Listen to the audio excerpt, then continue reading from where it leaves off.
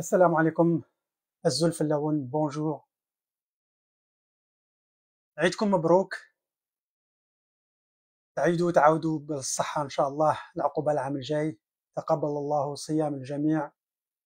تقبل الله صيامكم وقيامكم وصالح أعمالكم إن شاء الله العام الجديد. وإن شاء الله هذا العام يجيب لنا الخير للبلاد، خاصة الاستقلال. حنا هذا ولا نطالبوا فيه. Donc, je continue dans la série que j'avais commencé depuis quelques semaines, où je vais continuer à vous parler de leadership et de l'importance du leadership en politique. Que rien ne peut être fait sans organisation et que rien ne peut être fait clairement et professionnellement s'il n'y a pas une équipe professionnelle pour s'occuper du projet. Il faut voir une révolution comme un projet de société où il faut des leaders. Autrement, ça ne marchera pas. Autrement, ça ne marchera jamais. Je ne sais pas pour vous, mais pour moi, personnellement, je ne connais aucune révolution réussie sans leadership, sans leaders. Et il peut y avoir un au-dessus de la mêlée, mais un qui est entouré par un groupe de leaders aussi, par un groupe de collaborateurs qui peuvent travailler ensemble. Mais mon but ici, c'est pas de vous demander de désigner le leader. Le leader ne se désigne pas. Le leader, c'est cette personne qui sort du lot, qui émerge, qui est au-dessus de tout le monde. Donc c'est pas à nous, c'est pas au peuple de désigner le leader. C'est pas une personne de s'auto-désigner leader. Le leader, il fait, il travaille, il dirige et il réalise des exploits, il réalise des choses tangibles, des choses vraies et réelles. Et il provoque le changement positif. Parce que, figurez-vous, nous avons eu beaucoup de changements en Algérie depuis l'indépendance. Il y a eu beaucoup de changements. Mais tous les changements, c'était des changements dans la continuité du système. Pourquoi? Parce que nous n'avons pas dominé le changement. Nous n'avons pas contrôlé le changement. Il était contrôlé ailleurs. Le Hirak, peut-être, à un moment donné, c'était une exception. Alors, il faut continuer dans cette dynamique où on aura un changement contrôlé par le peuple et donc par le leadership du peuple. Encore une fois, ou une fois encore, je n'appelle pas à désigner les leaders parce que certains d'entre vous ont essayé. Allez leur parler si vous les connaissez. C'est aux leaders de prendre ces initiatives. Et je vais profiter pour vous dire une chose qui est importante, qui pourrait paraître banale et simple et facile pour moi parce que je suis loin de l'Algérie, je suis dans un pays où j'ai le droit de m'exprimer, mais détrompez-vous, même ici, même en Europe, les Algériens, ils ne jouissent pas, nous ne jouissons pas de cette liberté d'expression totale quand il s'agit de l'Algérie parce que, pour plusieurs raisons, ne serait-ce que parce que nous avons nos familles, nos amis en Algérie, mais aussi parce que il y a des intérêts des États qui font que il y a certaines fois dans l'histoire, on a vu des leaders algériens ou autres à l'étranger se faire remettre à leur place d'une manière ou d'une autre. On va pas parler des détails. C'est juste pour vous dire que en politique, le danger est réel. Les difficultés sont réelles. Par contre, la peur, c'est un choix. On choisit d'avoir peur. Encore une fois, vous pouvez me dire, ah, toi, tu peux toujours parler, tu es à Washington, tu es en sécurité. Je ne parle pas de moi parce que je ne me considère pas comme leader.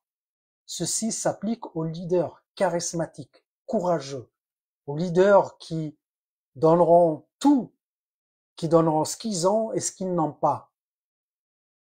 Parce que c'est ça le leader.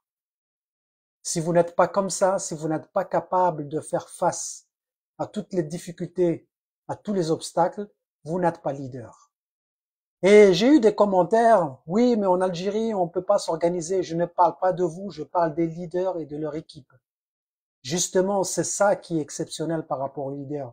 Est-ce que les leaders historiques de la révolution algérienne ont attendu les autorisations de la préfecture d'Alger ou d'Oran ou d'autres villes?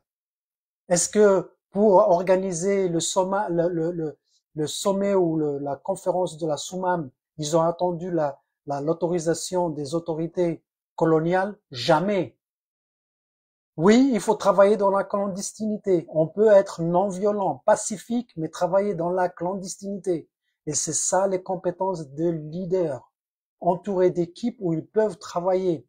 Il faut pas venir trouver des excuses, on peut rien faire. Si on peut. Si on peut. Si on peut pas, c'est parce qu'on n'est pas leader. Voilà. C'est ça la réponse qui est claire.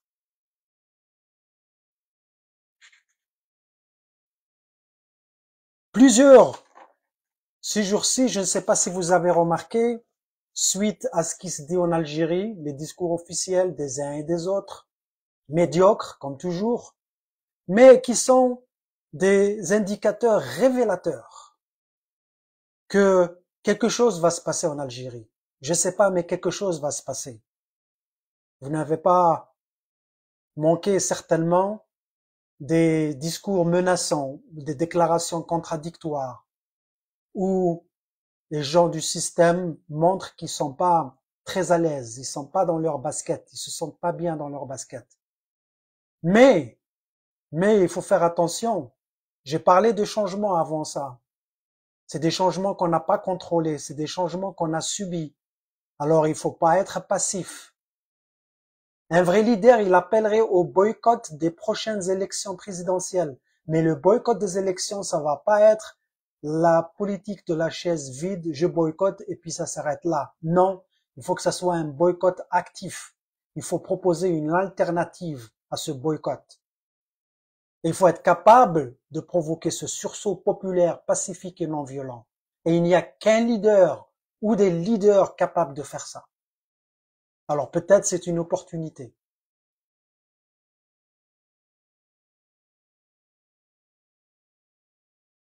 Raison pour laquelle nous avons besoin de leadership. Il ne faut pas qu'on continue à subir, parce que jusqu'à ce jour, nous continuons à subir. Oui, le congrès de la Soumam. Je parlais bien de le congrès de la Soumam. C'était une poignée d'hommes libres déjà dans leur esprit. C'était quand ils avaient engagé, quand ils avaient décidé de faire la révolution, dans leur tête et dans leur cœur, ils étaient déjà libres. Ils attendaient pas la fin de, de la guerre pour être indépendants parce qu'ils savaient qu'ils allaient mourir. La plupart d'entre eux d'ailleurs sont morts avant la fin de la guerre. Mais ils sont morts libres parce que la liberté, ça commence dans l'esprit et dans le cœur. C'est pour ça que les leaders, c'est pas des hommes braves ou des femmes braves. C'est pas ça, le leadership. Ce sont des hommes et femmes courageux. Pourquoi courage? Courage, ça vient du mot cœur.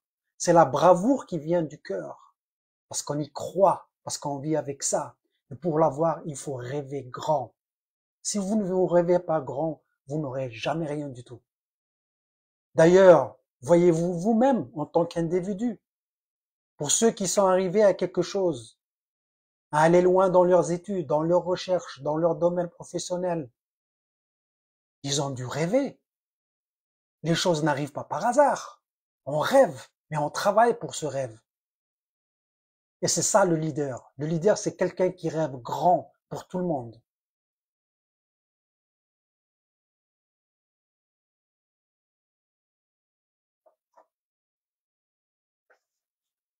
Encore une fois, j'insiste que notre travail, nous, peuple, ce n'est pas de choisir les leaders. C'est aux leaders de s'affirmer. C'est aux leaders de s'organiser. C'est aux leaders de travailler. Et c'est aux leaders d'aider ce peuple à réaliser son rêve, le rêve de l'indépendance. J'espère que j'ai pas pris beaucoup de temps de votre temps. J'espère que Si vous avez des commentaires, allez-y. Des questions, allez-y. Vous n'êtes pas obligé d'être d'accord avec moi. Mais partageons nos idées. Continuons à nous parler. Continuons à échanger. Ces leaders existent. Croyez-moi, ils vont sortir du lot. Croyez-moi, les choses vont bouger. Et j'espère que ces leaders, certains d'entre eux, m'écoutent. Si vous en connaissez, adressez-vous à eux. Inch'Allah khair, Inch'Allah l'indépendance, Inch'Allah en toute non-violence et pacifique. Soyez les changements. Be safe. Take care. Assalamu alaikum.